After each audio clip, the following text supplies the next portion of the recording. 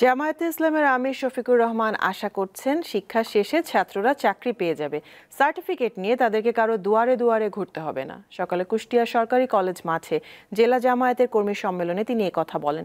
জামায়াতের আমির বলেন, তারা এমন একটি দেশ ও সমাজ চান যেখানে চাঁদাবাজ ও ঘুষখোর থাকবে না, চলবে না দখল বাণিজ্য, থাকবে না মানুষে মানুষে কোনো বৈষম্য।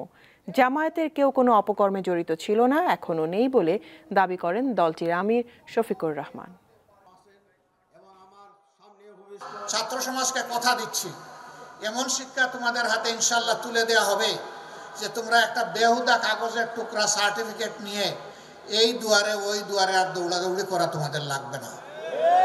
তোমাদের শিক্ষার পাঠ চুকে আসার সাথে সাথে কাগজের টুকরা আর তোমাদের ন্যায্য পাওনা, তোমাদের চাকরি বা কাজ তোমাদের হাতে উঠে যাবে ইনশাল্লাহ।